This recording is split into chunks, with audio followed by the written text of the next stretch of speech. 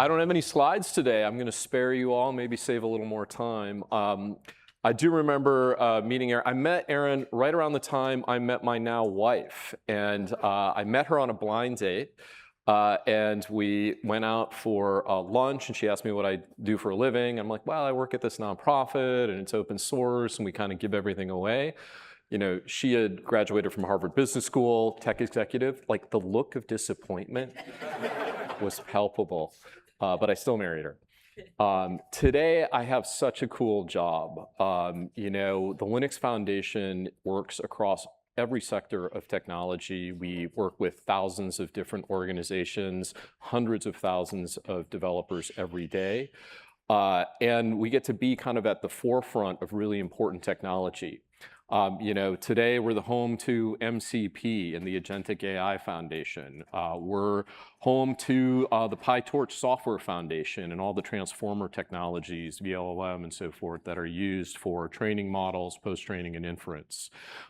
We just get to be a part of so many interesting things.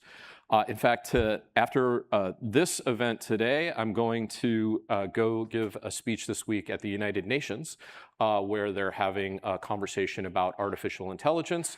And the big theme is artificial intelligence and digital sovereignty, as you can imagine, at the United Nations.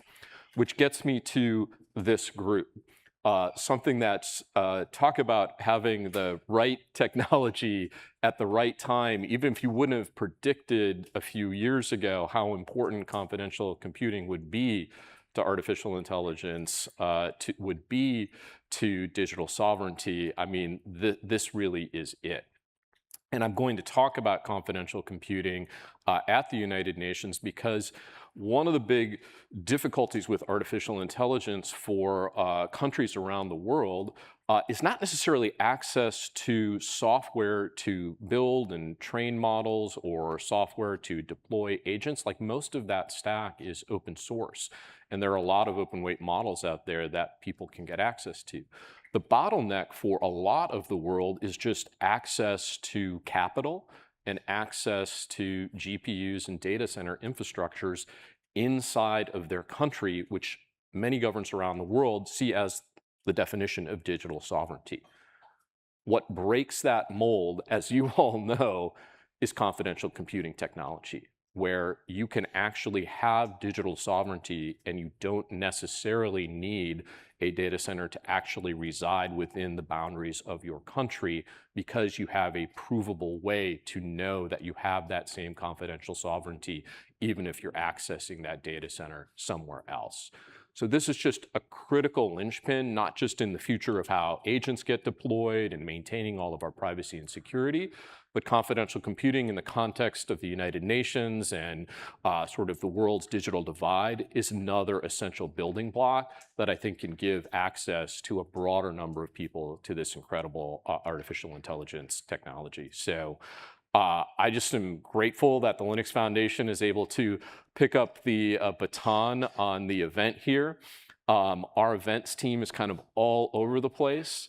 The Linux Foundation collectively has, I think, roughly a $350 million collective operating budget.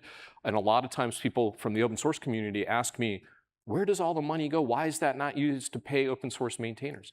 And the answer is because most of that money is running events like this. And if I gave Linus Torvalds $20 million to run KubeCon, I can guarantee you that KubeCon would suck, and it probably wouldn't happen. And the main point is the role of the foundation is convening, and to be able to work at an event like this and to work with an event management team, Angela Brown over there, the whole team is here to run this kind of thing, is a big honor. So I want to give them one more shout out as we kind of take the baton on this. And I hope you all have a wonderful event here in San Francisco, my hometown, and I'll be seeing you throughout the day. Thank you.